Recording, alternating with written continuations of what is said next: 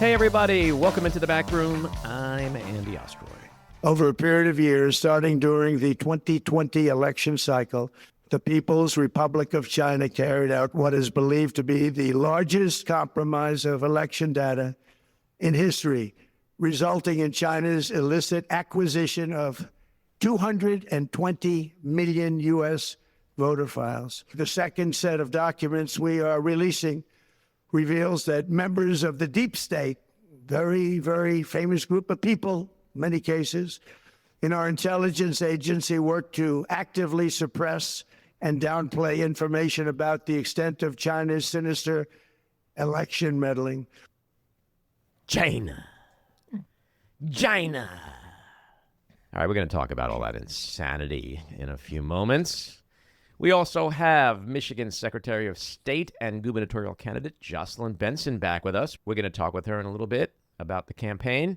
But first, thanks for tuning in. We appreciate you listening, and we'd love to hear your comments. So email us at backroomandy@gmail.com and or post on our social media, and we'll read some feedback next time. And if you like the podcast, please rate and review and follow or subscribe, and you'll be notified every time we post a new episode. So let's get back to China. All right, so the build-up to his big address last night was like the cliffhanging episode of Dallas back in the 80s. It's going to be so big. We have big news. It's going to be big like nothing. He teased this out like he always does. It was just more bullshit. Absolute lies, gaslighting. The election of 2020 was rigged. Another complete relitigation of 2020. He mentioned China about 5,000 times. I think, Maddie, he mentioned Russia. How many times? I believe once. Yes, and not in any accusatory. No. Yeah. He said we have so much evidence. It's on the whitehouse.gov website. And then, of course, throughout the speech and after the speech, all the reporters and media went to the website and really found hardly anything to support what he said. But interestingly, what they did find is that the administration released documents that supported the contention that Russia interfered in the 2020 election to undermine Biden's campaign. And so it had the exact opposite effect of what he intended. But it was just the most bizarre, you and I are old enough to remember when a president gave a primetime address. It was meaningful, right?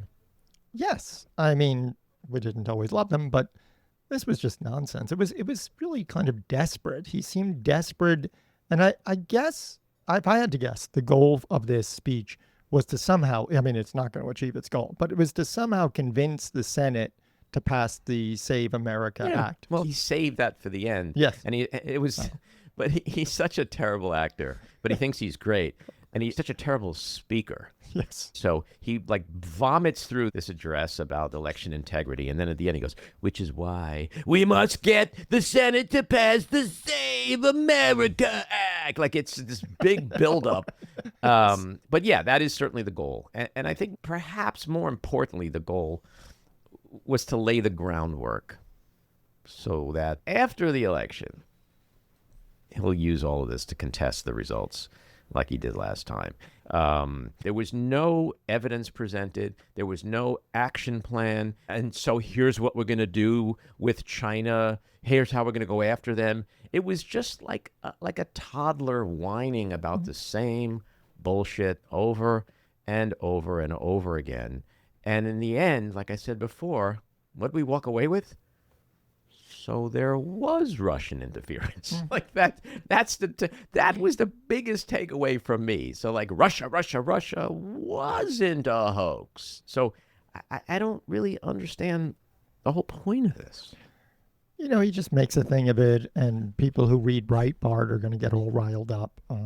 But essentially, everything that he released, which is something like 280 pages, was old news. There was anyone who follows what's been going on that got nothing out of this. Yeah. And on top of that, it's he calls China sinister for purchasing voter data. I'm like, you and I could do it if we had extra cash to buy voter data. It's public information. There are marketing companies it's that literally public information. Yeah, they legally sell voter data. Yeah. Yeah. I mean, how do campaigns run? They buy voter data Yes. to target voters. The thing that is infuriating is that the person that is actively trying to undermine elections, even within that speech, is Donald Trump. He is the single largest threat to election integrity in this country. And he's the one that called up Brad Raffensperger and said, find me the votes. He's the one that's trying to ban mail-in voting. He's the one that is trying to get states' voter records and create this database so that they can disenfranchise voters, voters of color. No one is a bigger election stealer than Donald Trump. And so it's like that old, expression with him. It's either confession or projection. So I think he didn't convince any moderate Republicans of anything. He certainly didn't convince any Democrats of anything. I don't think he convinced independents of anything last night. It was just a lot of the same old toddler-like whining about something this man just pathologically cannot let go of. He cannot let go of this 2020 election. He can't, and nobody around him can admit that the election was lost. Yeah, well, there's a lot of things that happened this week. So we had two confirmation hearings. One was for Jay Clayton, who is the U.S. Attorney for New York. He's been nominated by Trump to be the new DNI. And then you had acting Attorney General Todd Blanche, because he's been nominated to be the permanent Attorney General. And the Democrats were just trying to get an answer to a simple question. Who won the 2020 election? I'm not going to do this with you. This is a job interview. We've established that you have an obligation to be honest and forthright with the committee. Yes, you do have an obligation to be honest and forthright with the committee. Yes. Who won the 2020 election? Like I said, I'm not going to get into that with you. But you do have an obligation to be honest and forthright with the committee. Is anything that I just said not honest or forthright? Yes, you're not being honest or forthright. Who won the 2020 election? I think I've answered the question. We can keep doing this. Well, we're going to keep doing it because you're not being honest and forthright. I'm with not the going to committee. engage in the theater. It's a simple question, Mr. Clayton. And I've answered Who won the 2020 presidential election? I've answered it. You're here asking for the support of senators to lead America's intelligence community. We've established that you have an obligation to be honest and forthright with this committee and with the American public, but you refuse to answer a simple matter of fact about the 2020 election. Is that right? No, that's not right. Then answer the question. Who won the have 2020 election? I have answered the question. Answer it. What is your answer? I've given you my answer. What is your answer? You refuse to answer a basic question about who won a presidential election, No, but you asked to lead America's intelligence community? Isn't it humiliating to be unable to answer this question, to have to indulge the president's delusions? We know, you know, everybody in this room knows the truthful answer to that question. Why can you not give it? I think I gave you the answer. I'm going to age myself, but if that wasn't an Abbott and Costello routine, I mean, who's on first, third base? It's like talking to children, right? Who won the election? This is not a complicated question. It is Alice in Wonderland, really, I think of it as. Jay Clayton, just to refresh the listeners, the man has a BA in engineering from UPenn. He has a master's in economics from Cambridge University and a JD from the University of Pennsylvania. The man is highly educated. I mean, this is not... Right, but it's what Senator John Ossoff from Georgia literally said to him. Yeah. It's, you will sit there and prostrate yourself.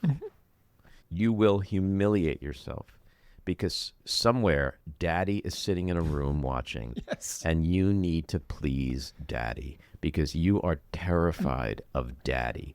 So when you just cited off his credentials, his academic background, his law degree, and then you combine it with what he clearly is doing or not doing, because his fealty, his loyalty is to one madman versus the Constitution and the American people.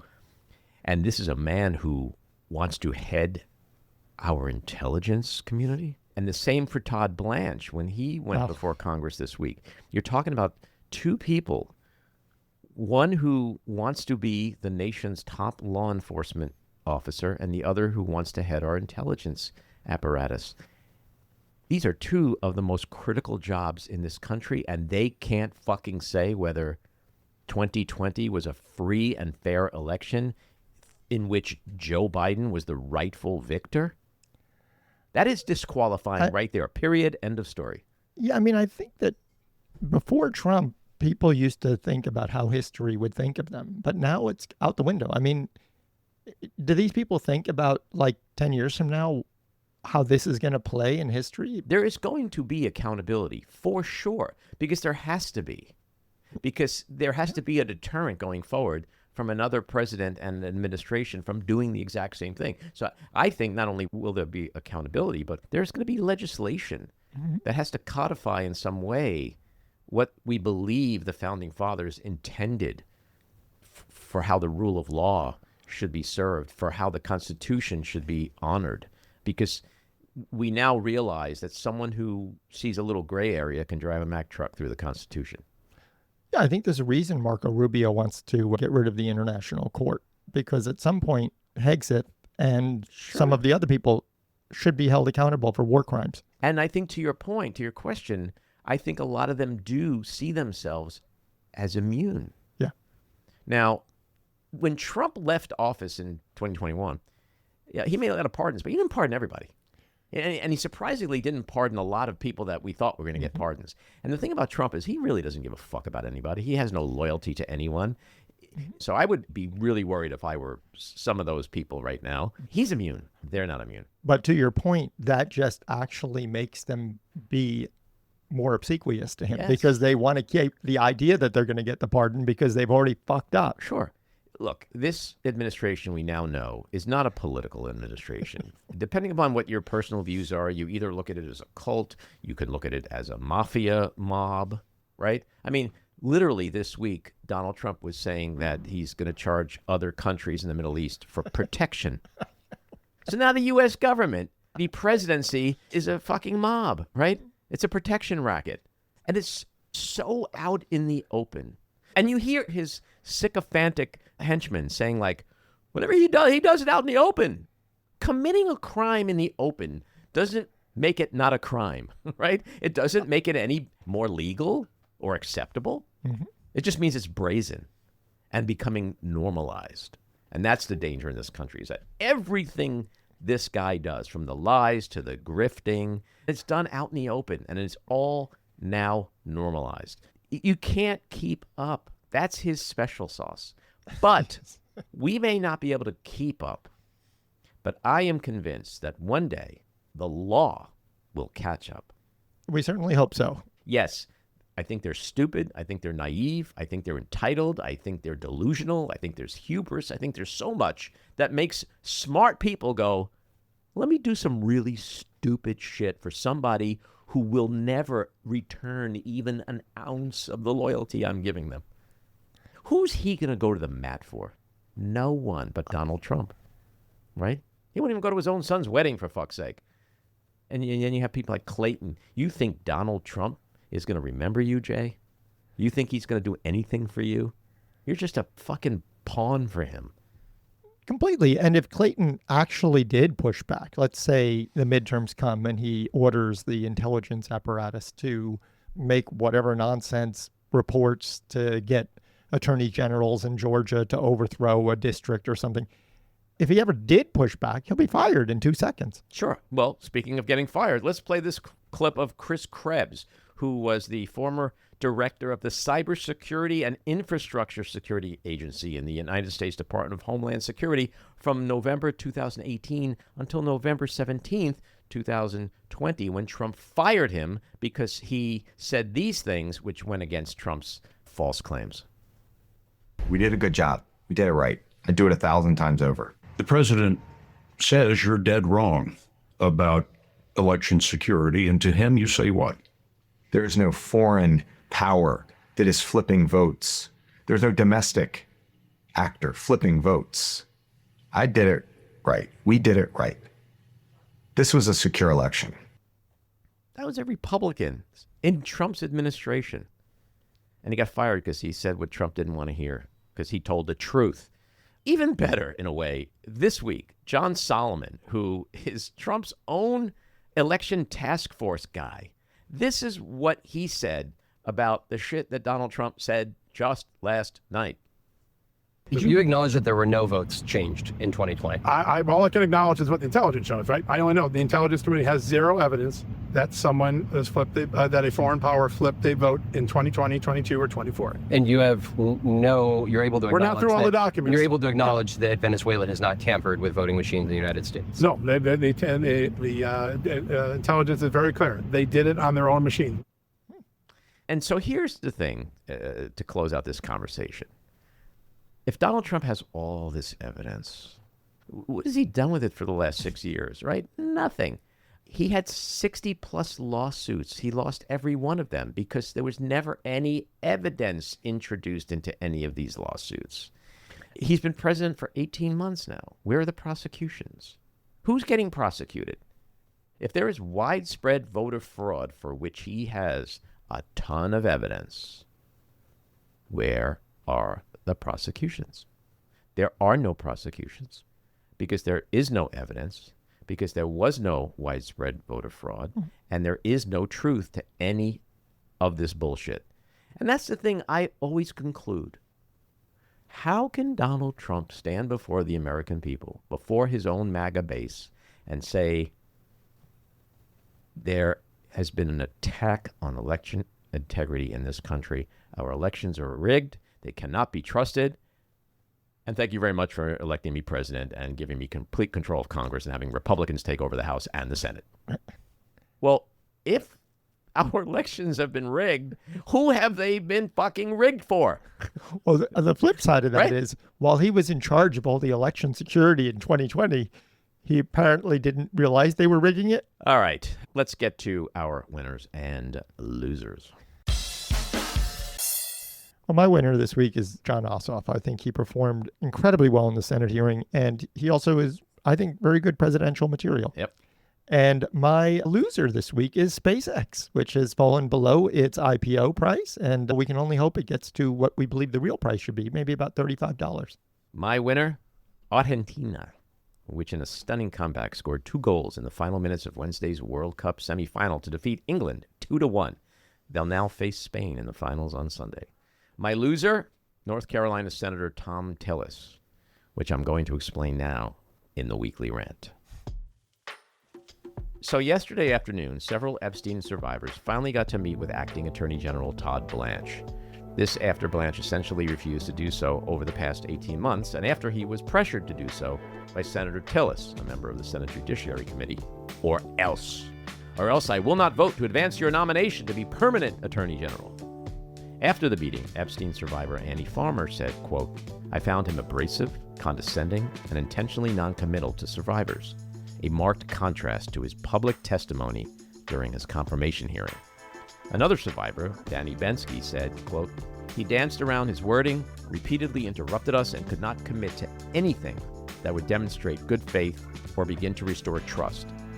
The consensus was that Blanche offered nothing but lip service. He gave no indication that his actions as a result of this meeting with survivors would be any different going forward. But here's what I find most concerning and upsetting, and that is Thom Tillis's disingenuous meddling. Given everything he knows about Blanche, his loyalty to Trump, not the Constitution, his weaponization of the Department of Justice against Trump's opponents and perceived enemies, his stewardship of the Epstein cover-up, which is protecting pedophiles, his preferential prison treatment for Ghislaine Maxwell, Tillis is ready to erase all of this, provided Blanche simply acquiesced to a brief performative meeting with survivors. Just suck it up for a few minutes, Todd, and meet with them, and I'll vote for you. You could almost hear Tillis telling Blanche that. Which means Tillis believes Blanche is otherwise perfectly qualified to be Attorney General. And that's stunning. But let's be crystal clear. It should not matter to Tillis whether or not Blanche met with Epstein survivors. It was a meaningless meeting purely for show. which is why Tillis should vote no on his nomination. Because Blanche serves Trump, not the American people. Blanche even made the Freudian slip of all time at his hearing Wednesday when he said, "I'm his lawyer," before correcting himself to say that he was his lawyer. So shame on Tillis for pretending to have both a spine and some morals. He has neither. For a guy who's on his way out and has nothing to lose by standing up to Trump, he's proving yet again that he's just a weak, feckless coward, and certainly one who doesn't care about achieving justice for Epstein survivors. All right, let's get to Jocelyn Benson.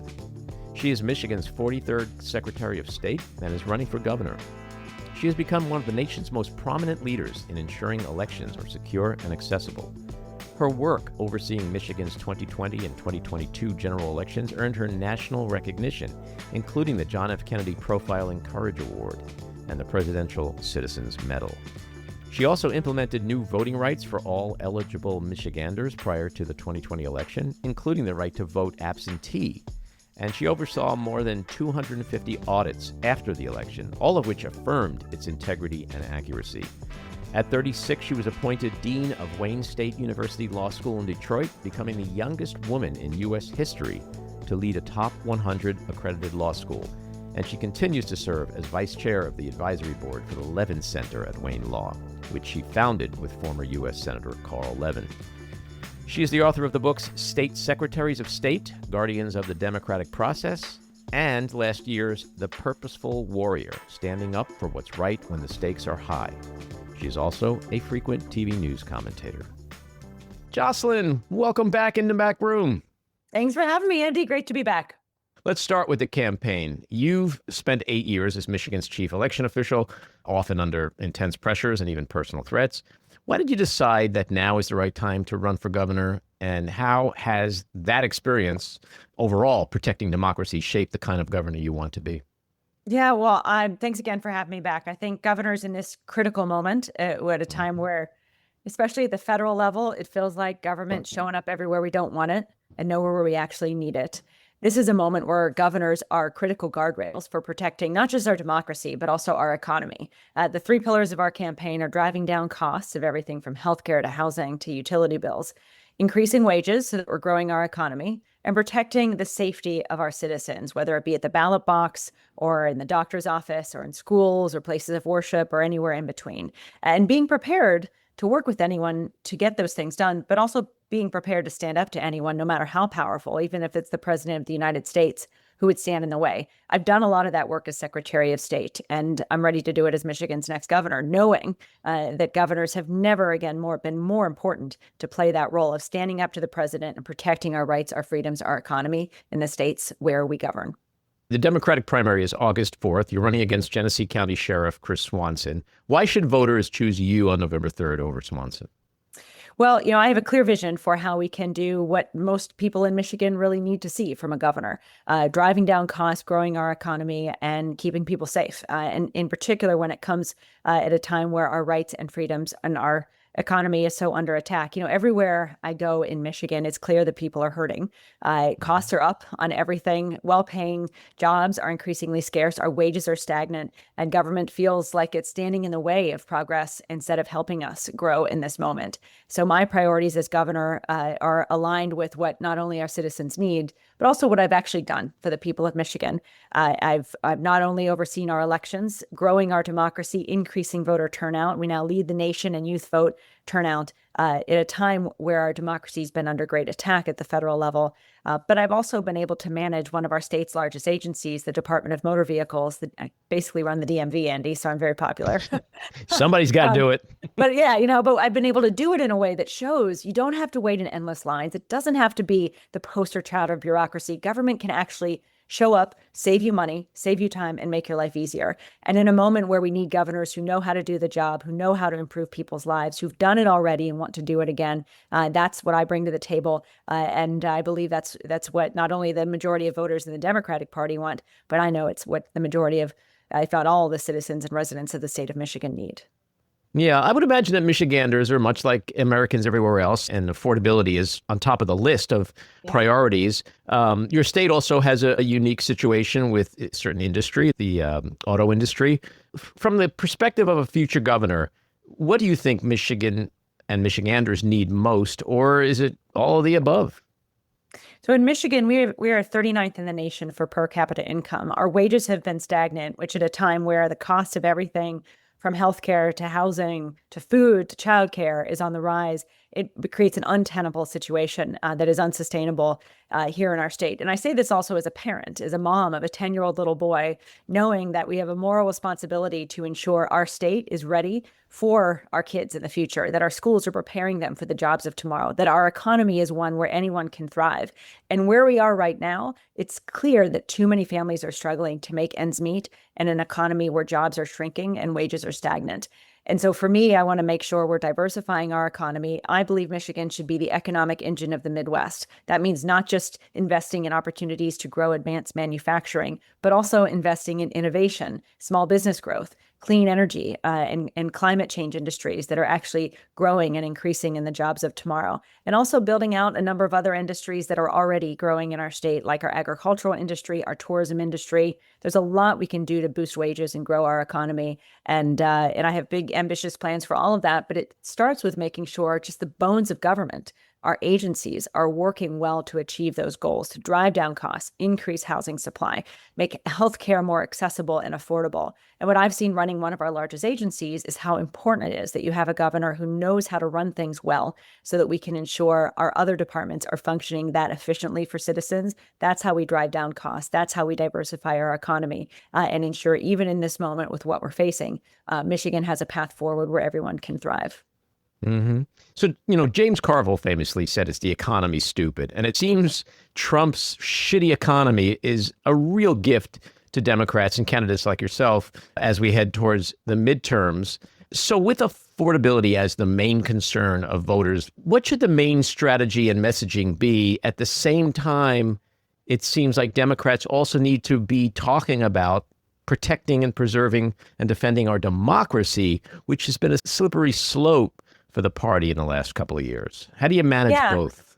Well, it's all interconnected, right? You can't have a healthy economy without a healthy democracy. And you need a governor who knows how to protect both and grow both. And I've done that as Secretary of State, right? It's even in this time of great challenge at the federal level. So in my view, our campaign is all about exactly what you said, those three pillars: affordability, which to me is not only about driving down costs, making healthcare, housing more affordable, but also increasing wages, because you need, right now, costs are going up and wages are stagnant or going down. We need to flip that. And government and governors can do that by investing in job growth, bringing new jobs to Michigan, making it easier for small businesses to start and grow or scale up, as well as streamlining how we work things in Michigan to drive down costs of how houses are built, how hospitals are operating, and the like.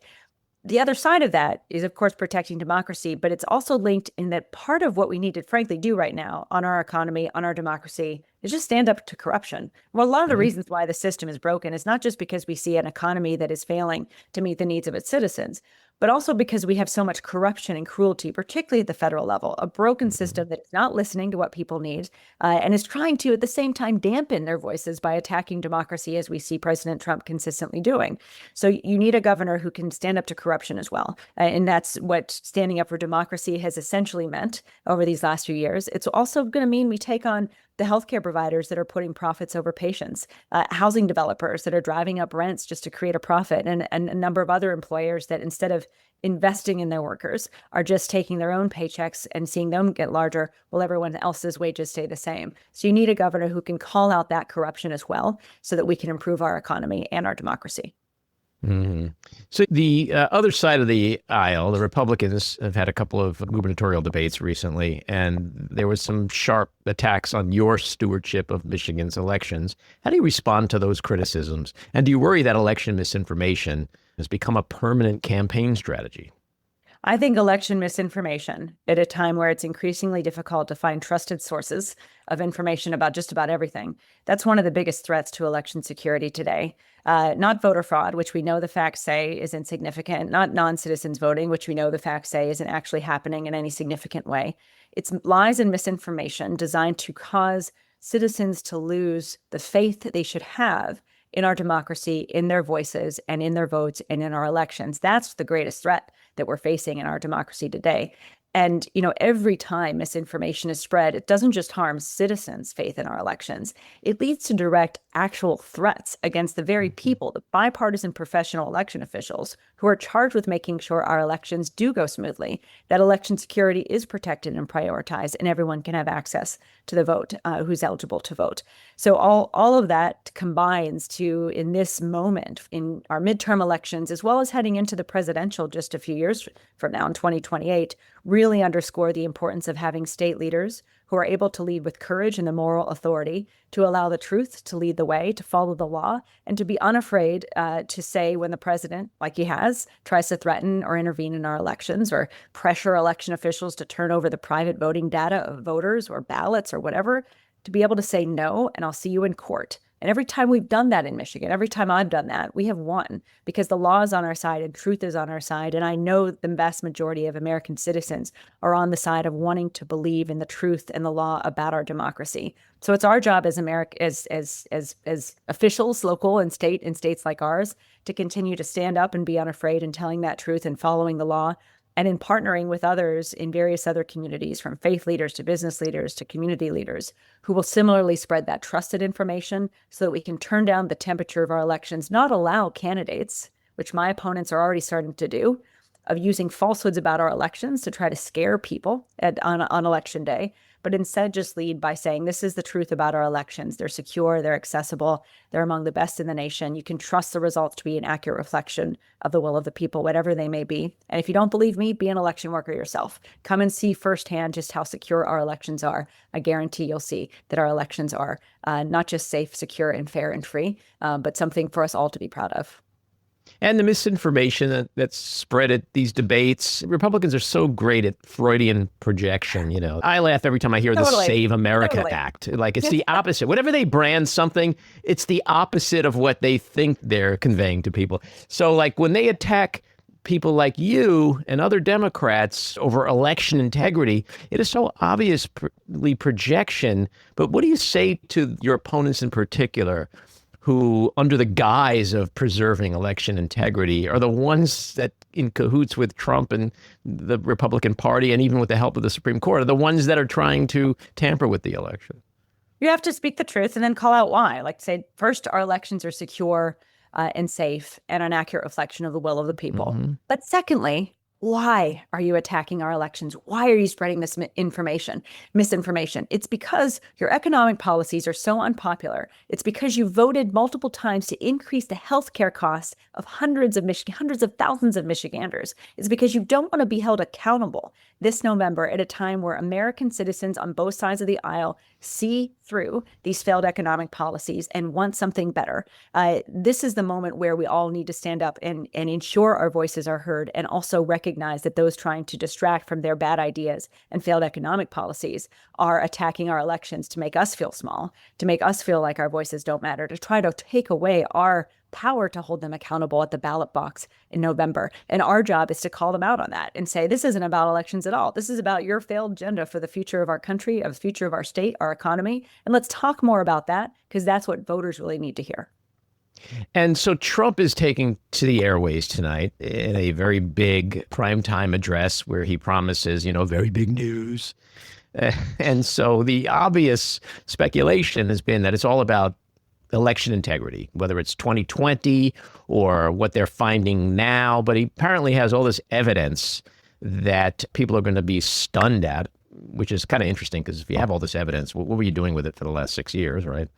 Why didn't that get introduced into the 60+ lawsuits he lost? But what are you expecting from him tonight in this speech? And if it is what we all expect it to be, what's the plan tomorrow for your campaign, for you? And what should the party do overall to respond to this? I am expecting lies about our elections to distract from a failed economic agenda and real tragedies that are occurring around our country, like what is unfolded in Maine and elsewhere, not to mention the war in Iran that is failing and continuing to, again, drive up prices and costs in America. So I'm expecting this will be an effort to distract the American people from those realities. And so what the next day looks like is telling the truth, saying, first of all, our elections in Michigan are safe, secure, accessible. It's why we've been ranked #2 in the nation for fair and secure elections here in Michigan. But secondly, let's talk about the economy. Let's talk about what they want to distract us from. The fact that healthcare prices are on the rise. The fact that every community I go to in Michigan, I hear heartbreaking stories about residents trying to cover the cost of rising prescription drugs or unable to breathe clean air because of wildfires, or unable to know how they're going to cover the cost of their electricity bill that keeps going up and up and up, or not even knowing if they can afford to buy a home in the community they want to live in. That's real. Those are the struggles that people in Michigan and all around the nation are enduring right now because of this president's failed economic policies. So let's talk about that and not allow these red herrings to distract us from our responsibility as American citizens to holding every leader that promotes those failed economic policies accountable at the ballot box this fall. Do you think that I just saw that ABC and NBC won't carry it? How do you feel about CNN, MS Now? I mean, unless there's some miracle that he's going to actually discuss something meaningful, we know what he's going to discuss. Should they even carry it? You know, I appreciate your sort of optimism that anything could be meaningful about the speech. Let's all live with that optimism for a minute and then go into they reality. do call me Optimistic Andy around here. Do they? But yeah, I think it's challenging with any misinformation in this moment to know, do you shine a light on it or you shine the light away from it? And I'm grateful for those news outlets who can see through the smoke and mirrors and recognize what's really going on here. I believe in the marketplace of ideas. I believe in the ability of the American citizens to be critical consumers of information. And I always think transparency is better than not. And so it's important to know what the President of the United States is falsely saying about citizens, about our election systems, and about all the rest.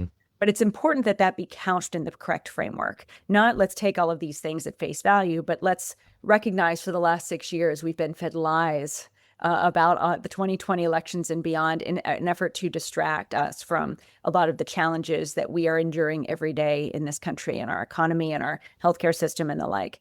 And let's then take that and refocus. Let's do the one thing that they're hoping we not do, which is look at the record of this president and others on the economy. Look at and ask questions about why we're spending billions of dollars in a war in Iran when we need to be spending billions of dollars on healthcare reform and protections for our citizens.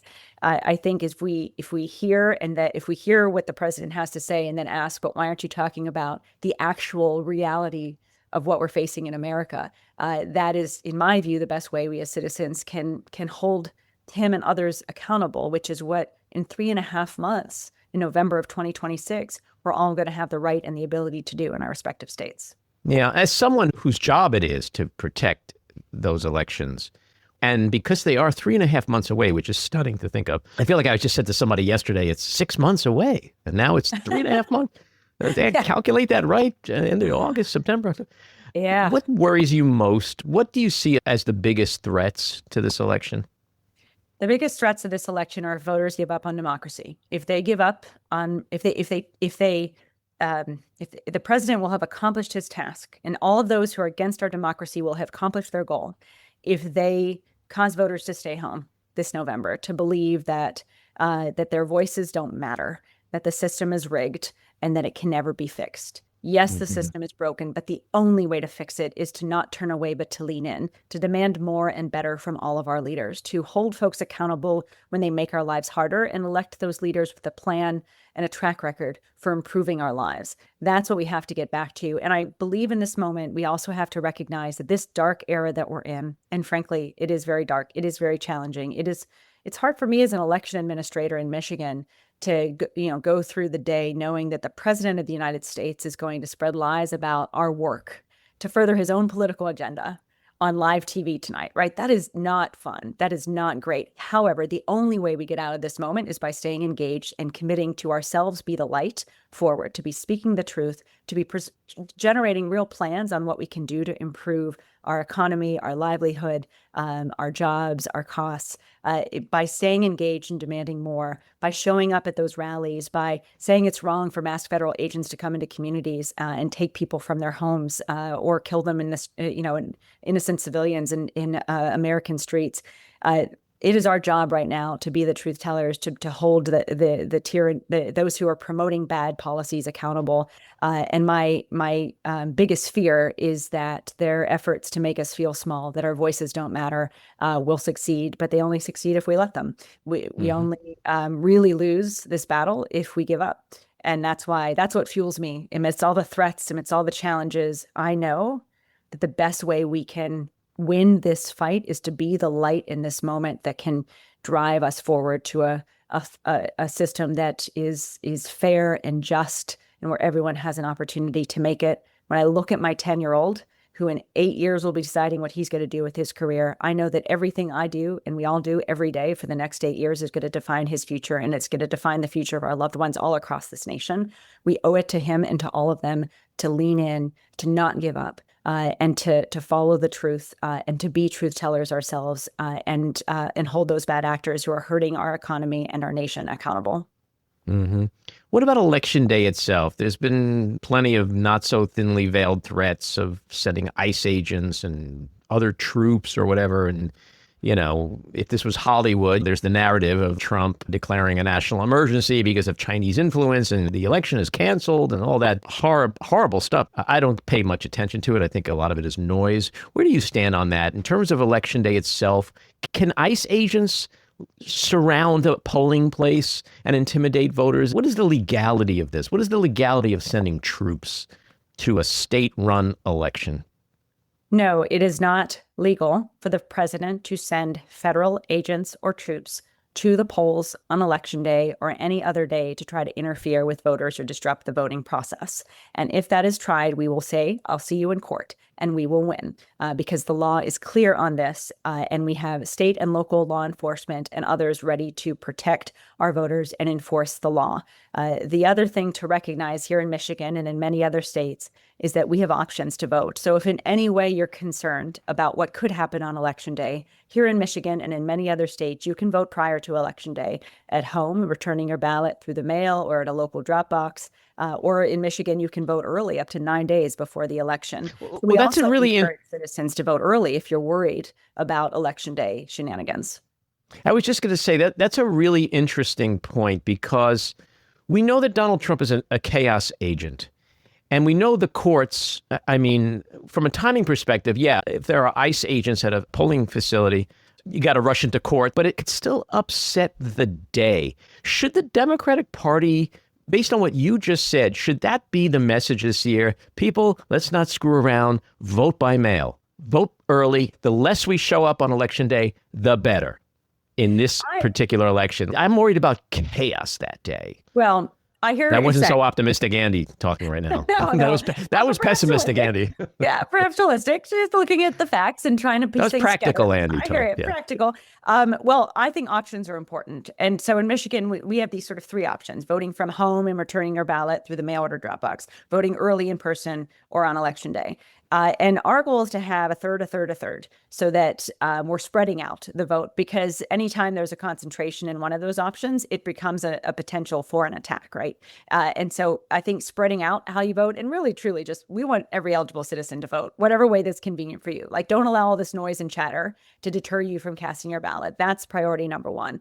No matter what method you choose in Michigan and everywhere else, your vote will count. You have hundreds of thousands of professional election administrators committed to making sure that happens, and who have been scenario planning, frankly, for the last 6 years alongside all these attacks, ready in every election for all these potential challenges. So we're also a little bit more seasoned than we were in 2020 and ready for whatever could hit. And our courts are as well, at responding quickly to enforce the law. So I think, to me, number one, yes, it's great to have options to vote. It does minimize the potential for any one option to be attacked, because, again, the president has shown he's not above trying to attack the right to vote from home that we have here in Michigan. And thankfully, the Supreme Court has stepped in and reminded him of the truth that we should all hold at this moment, which is that states run elections, not the federal government and not the president. Voters choose who wins an election, not the president. And in this moment, state officials, particularly Democratic governors and secretaries of state all across the country, are showing us how important it is to have leaders who are talking about this, who are standing up for the rule of law, fighting to ensure no matter what is attempted in any election, that we're there to stand guard and ensure things go smoothly. That's essentially the role of state leaders in this moment. I've lived it for the last several years. And again, it's one of the reasons why I'm not only running for governor, but I know I'm uniquely qualified to do this job of Michigan governor in this critical time.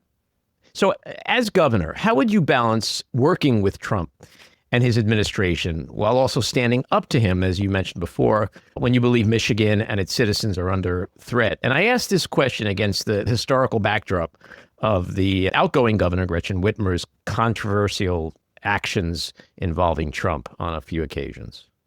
Well, when it comes to improving our economy and driving down costs and growing access to well-paying jobs, I'll always work with anyone to get that done, particularly state officials here in Michigan, who we particularly have to work with on both sides of the aisle. We're a very purple state.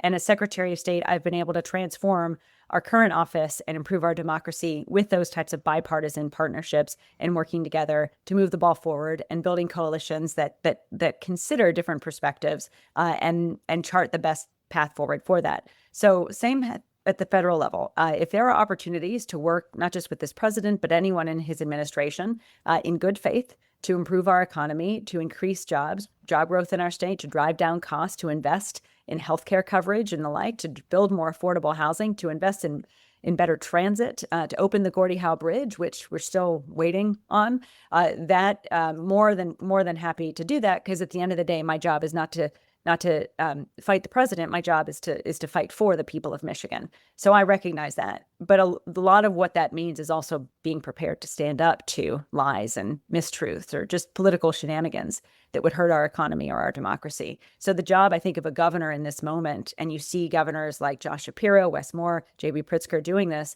is to find ways, and Governor Whitmer, find ways to get things done in this political environment, working with anyone to move the ball forward and improving our economy.